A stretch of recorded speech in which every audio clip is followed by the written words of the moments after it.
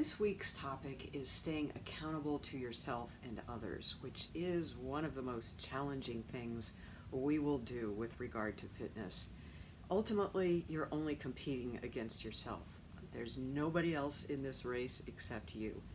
And how do you do that exactly? Well, first you have to say goodbye to all of the old scripting that's running around in your head, the negativity, and there are many ways you can do that. We're going to give you some good motivators.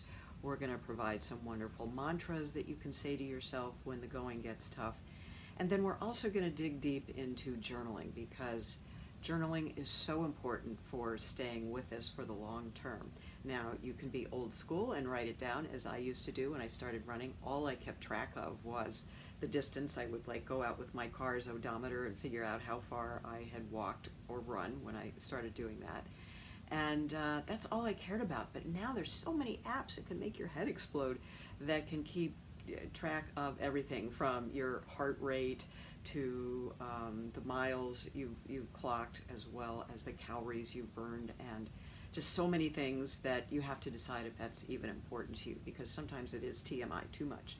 And you just want to record enough so that you have a baseline that is important to measure your success by. And so at the end of the day, at the end of the week, at the end of the year, you'll be able to see, wow, I walked 1,000 miles. How cool is that? I never knew that before. And there are some great ways you can keep track of that. So then the final thing we'll address is what happens when you fall off the wagon. And worst case, you're so busted. What if somebody caught you in a restaurant eating fish?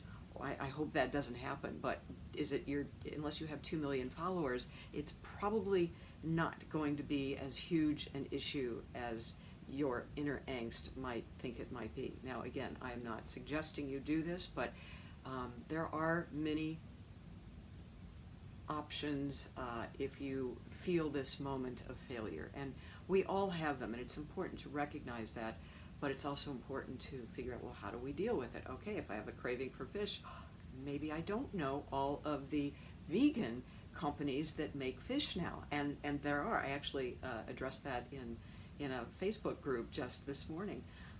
There are so many companies out there that make different kinds of foods that maybe appeal to the kinds of things that make you feel weak or make you feel like cheating. So these are all real issues, and we will deal with them this week. Look forward to working with you. If you have any questions, just hit reply to this email.